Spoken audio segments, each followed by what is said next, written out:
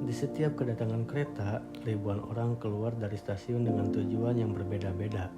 Di tengah hiruk-pikuk ini, aktivitas seolah tidak pernah berhenti. Namun, di balik ramainya penumpang yang berlalu lalang, ada sekelompok orang yang justru sedang menunggu. Di tengah ramainya aktivitas stasiun, tidak semua pengemudi ojek online langsung mendapatkan penumpang. Banyak dari mereka harus menunggu berjam-jam sambil terus memantau aplikasi dengan harapan order segera masuk. Ya, untuk saat ini kita nikmati aja lah sebenarnya.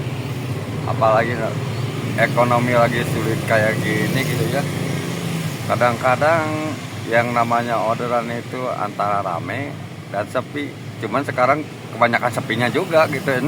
Karena anak sekolah. Iya, karena kan anak sekolah nggak ada, anak kuliah lagi libur panjang lagi. Kenapa liburnya nggak 1 minggu aja gitu, jangan 2 bulan gitu. Kan minimal ada hapusan gitu.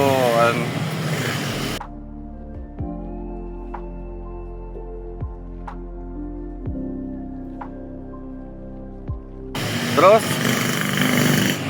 saat ini seperti yang udah digemor-gemor, ada potongan 8% dari 20%, mungkin ada efeknya walaupun tidak terlalu signifikan juga gitu, karena tidak sesuai harapan juga.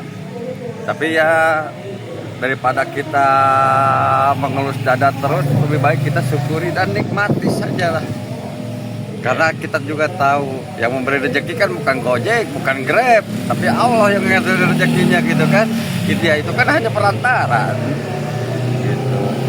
Ya cuman untuk kedepannya semoga aja lah yang namanya kesejahteraan ojol itu diperjuangkan, dari mulai pendidikan untuk anaknya ke depan, terus misalkan untuk BPJS ketenagakerjaan atau BPJS kesehatan mungkin dari Gojek udah ada juga gitu. Walaupun saya juga agak bingung juga gimana caranya gitu, saya belum tahu karena saya juga punya BPJS gitu. Untuk tahunan alhamdulillah juga, untuk THR dari Gojek ada juga untuk sekarang ini gitu. Walaupun itu juga syarat dan ketentuan berlaku juga gitu.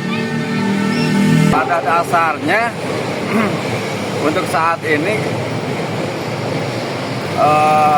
karena lowongan pekerjaan di mana-mana agak sulit, ya anak-anak muda sekarang usahakanlah untuk belajar lebih baik lagi.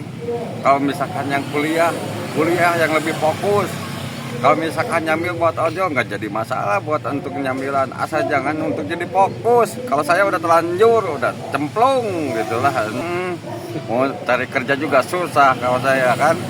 Tapi untuk anak-anak muda sekarang kan banyak juga ya yang baru keluar sekolah langsung ojol. Ya itu juga positif, daripada kita kumpul-kumpul nggak karuan, mending cari uang juga. Itu positifnya, tapi usahakanlah untuk jenjang karir kedepannya carilah pekerjaan yang layak gitu, yang dicita-citakan dari awal. Bukan berarti Gojek atau Grab atau Maxim atau Indri nggak bagus, itu juga halal jelas. Cuman usahakanlah untuk kedepannya, jadikanlah pekerjaan ini hanya untuk sambilan untuk kalian. Kalau saya dan yang rekan-rekan yang lain kan umur segini kan udah fokus lah gitu. Bukan kita nggak nerima kenyataan, tapi alhamdulillah dari Gojek juga saya bisa menyekolahkan anak juga, bisa menafkahi istri juga di rumah gitu. Ya intinya besar atau kecil penghasilan syukuri lah gitu aja. Walaupun tidak menjadi kaya ya banyak. Iya, minimal bisa makan tiap hari. Nah gitu.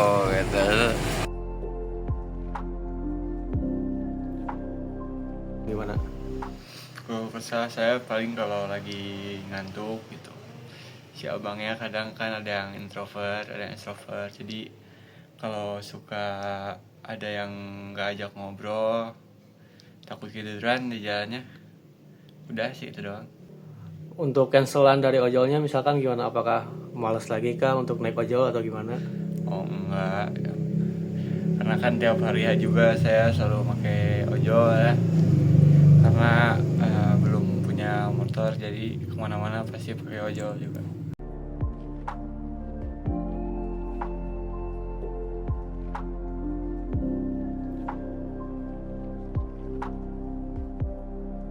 Bagi para driver ojol, setiap notifikasi orderan bukan sekedar perjalanan, melainkan harapan untuk memenuhi kebutuhan hidup.